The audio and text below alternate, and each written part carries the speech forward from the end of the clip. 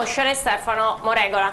Stefano, sei campione, lo ripetiamo, italiano, europeo, nonché bronzo, ma quindi di recente, perché abbiamo sentito prima il tuo maestro, ai mondiali.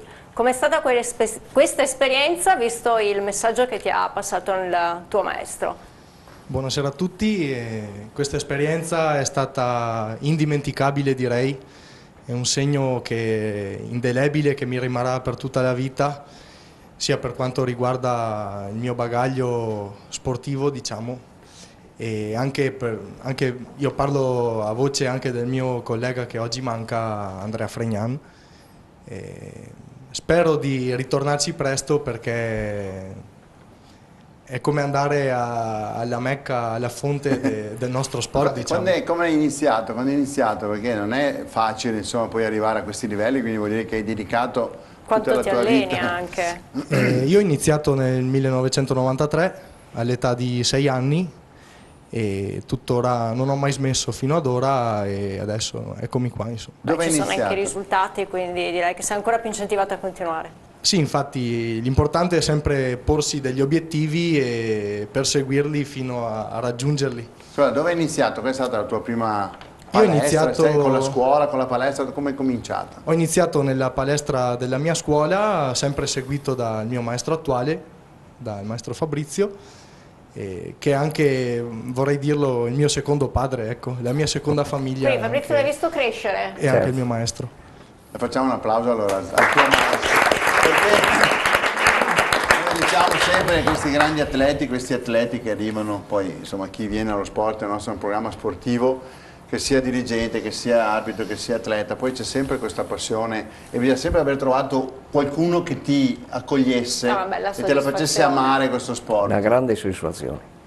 Sì, voi siete di Rovigo o sbaglio? Portoviro. A Portoviro. Provincia di Rovigo. È un nome nuovo, prima come si chiamava? Prima si chiamava Contarina. Contarina e Porto Contarina Donada si sono uniti. Cosa c'era Contarina, Alessandra, secondo te c'è ancora? Non lo so. Una pista di motocross, ecco. Bellissima. Non possiamo. Sì o no? C'è ancora? Ora fate il poco. Cosa? A Contarina c'è la pista di motocross? Sì, la pista di motocross. Il mio amico Sandro Beltrame. Esatto. Ah, vedi che lo sappiamo. Non beviamo adesso. Che lo salutiamo magari. Se parlo anche 10 secondi di moto ogni tanto, mi fate parlare di tutti gli sport che non capisco niente di questi sport. Dai.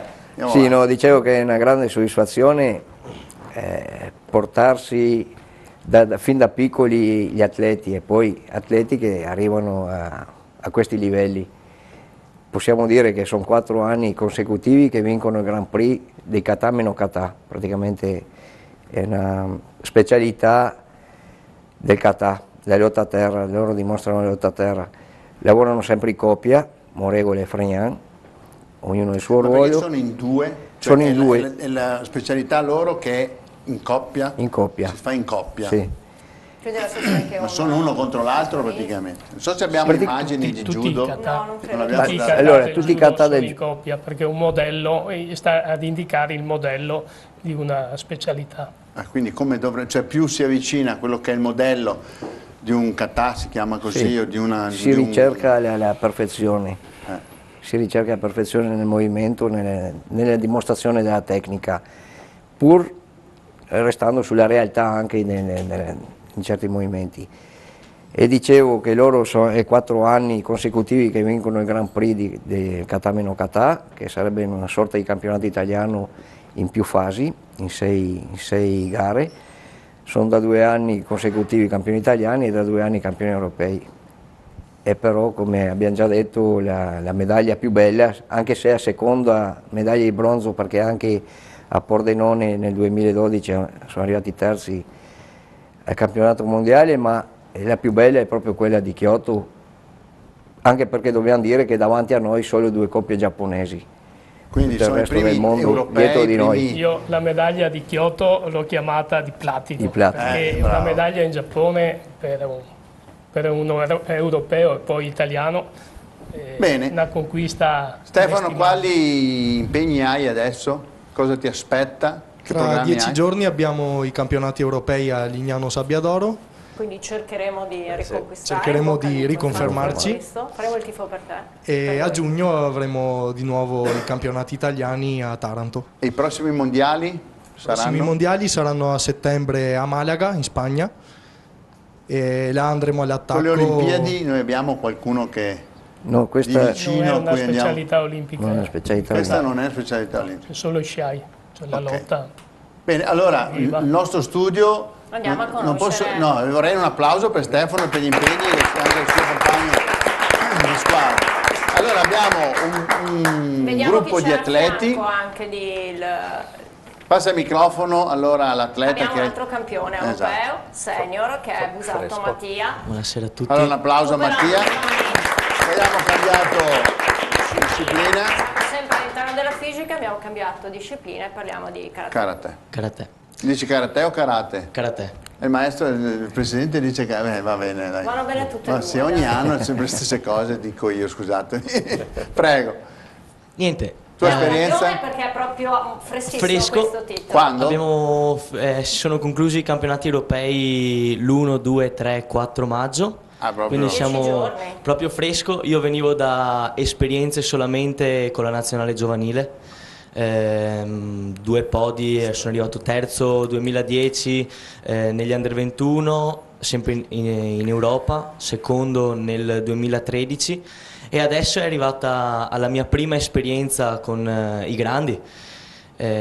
Questo podio quasi inaspettato perché comunque dandomi la possibilità al direttore tecnico della nazionale di partecipare in questa categoria, in questa specialità, dove aveva dominato la scena internazionale fino all'anno scorso il più grande atleta di questa questo specialità, che è italiano, Luca Valdesi, che adesso ci affianca come allenatore team. della nazionale.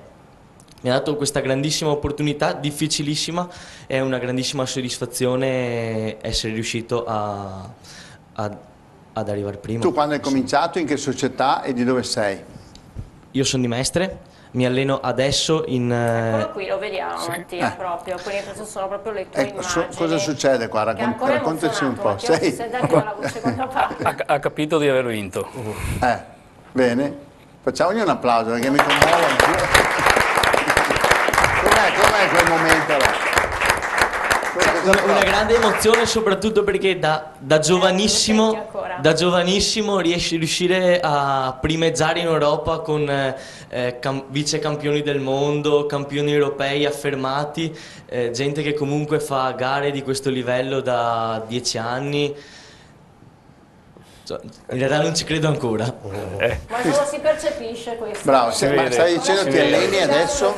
Mi alleno a Castelfranco, sono seguito da Nicky Mardegan, Stefano Vallotto che un po' come il mio collega Stefano, questo allenatore mi ha preso fin da quando ero giovanissimo. Sono cresciuto nel vivaio dell'Asi Karate Veneto per poi spostarmi assieme al mio tecnico nel Karate Castelfranco. Insomma, una bella storia. Sì. E adesso stai ancora smaltendo un po' l'ubriacatura. Programmi, i prossimi impegni? Non c'è tempo. Non c'è tempo, adesso ci sono i mondiali universitari qui in giugno, faccio anche l'università, quindi... Dopo ci sono i mondiali senior a ottobre e c'è una programmazione per arrivare in forma in quella data con gli Open di Turchia a inizio settembre, Open di Germania a fine settembre e l'Open d'Austria a ridosso del mondiale. Quindi speriamo di fare il... Presidente Baggio, come vengono fuori questi ragazzi? Da vivai, dalla scuola? Allora premetto subito che il karate ha 2 discipline, il kata forma, dove gareggia Mattia, e comité combattimento, dove ha vinto, non c'è oggi Sara, avete visto che c'è un'immagine di un combattimento incontro, della ragazza, anche lei campionessa europea, riconfermata perché ha vinto 2 volte e poi è vice campionessa del mondiale. Dove si formano questi atleti? Nelle società all'inizio, poi attraverso un lavoro di squadra, di gruppo, fra società, fra comitati, ecco questa è Sara. Con i guanti? Sì, ci sono le protezioni, sia le parativi e via così. Okay. E si formano all'inizio nelle società, poi c'è un lavoro di gruppo e questo dobbiamo ringraziare la federazione perché tramite i centri tecnici regionali, poi diciamo così, a livello nazionale ci sono tutti i camp, i seminari per atleti e tecnici, tutti insieme si cresce e questo è il frutto del lavoro di moltissime persone, perché ovviamente il merito maggiore va all'atleta, ma dietro dell'atleta ci sono tecnici, società sportive, le famiglie, che è un elemento importantissimo perché senza il supporto delle famiglie e dei genitori di questi ragazzi non si arriverebbe a questi risultati. Su Mattia, che dire, diciamo così, è riuscito a sostituirsi, speriamo in futuro che confermi, un'icona del karate, che è Valdesi. Valdesi è uno che ha vinto tutto al mondo per tanti anni. Per la prima volta, a 21 anni, calcare i tatami di un campionato europeo e vincere,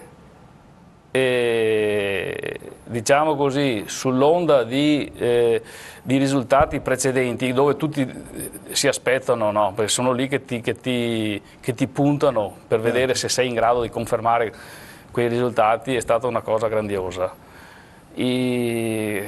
Speriamo che in futuro riconfermi questi risultati, lui e tutti gli altri. Consideriamo che negli ultimi europei, intanto l'Italia è il primo posto nel medagliere, è fra le primissime nazioni al mondo, davanti anche ai giapponesi, a chi ha diciamo così, inventato questo tipo di sport. Ecco, loro nella tradizione, noi diciamo così, nello sport che si è evoluto tecnicamente, questo è un grande merito del commissario tecnico della nazionale che ha portato la scienza all'interno del applicato delle tecnologie più si sono diciamo fatti incontri, seminari di studio e tutto sulla biomeccanica per migliorare le prestazioni degli atleti a tutto campo, dal punto di vista medico, sanitario, dal punto di vista dell'allenamento, delle metodologie e via così. E questi sono i risultati. Siamo in Europa non abbiamo diciamo, avversari. Nel mondo sicuramente fra i primi 5 ci siamo anche noi. Alessandra, cosa dici? Andiamo avanti con gli altri nostri amici? Di taekwondo. Io partirei con Michelle, quindi poi andiamo a presentare tutti gli altri. Michelle Kovalenko, che anche lei è campionessa, quindi un applauso anche a lei. Taekwondo. Michelle, campionessa italiana, correggimi se sbaglio, sei in partenza anche per i mondiali prossimamente, sì. Raccontaci un attimino la tua esperienza, come stai affrontando questa preparazione adesso ai mondiali a luglio, a Baku? Allora, poco tempo fa ho fatto ritiro in nazionale, dove sono stata allenata dal maestro Geremia Di Costanzo, sono stata 5 giorni nel campo sportivo di Formia. Poi tornata a casa mi sono allenata di nuovo col maestro Riccardo Chiumento e sto continuando ad allenarmi. Il 26 e 27 aprile mi sono riconfermata campionessa italiana nei campionati italiani a squadre regionali e adesso stiamo aspettando la convocazione per i campionati. Domenica ha vinto un'altra medaglia a Riccione. Che medaglia ha vinta? Un'altra medaglia d'oro al campionato internazionale di Riccione e poi c'è stato prima degli italiani a Biella, ha rivinto un'altra... Quindi speriamo che parte, insomma, arrivi questa chiamata. Tu quando hai cominciato? Dove hai cominciato? Ho iniziato 6 anni nella palestra del maestro Riccardo. Quindi insomma sei anche tu un frutto della stessa pianta, come si suol dire. Sono tutti i tuoi atleti questi? Quelli dietro? No, tranne Davide Turilli che è di Trieste. Gli altri sono tutti comunque della tua scuola? Sì, di Bene, conosciamo... Andiamo a conoscere Gianmarco Moschina. Salve a tutti. Bravo. Senza voce. Sono senza voce per dire il tifo della gara di domenica. A chi lo facevi il tifo? A lei? No, a lei, agli tutti altri. I ragazzi della squadra. E quindi sono rimasto, diciamo, senza voce. Però hai una bella medaglia al collo, eh? Sì. E quella cos'è? Diciamo, ho vinto il campionato italiano di taekwondo a Caserta. Faccela vedere, vediamo se riusciamo a vederla perché abbiamo... Eccola là, fermo così, benissimo, si vede.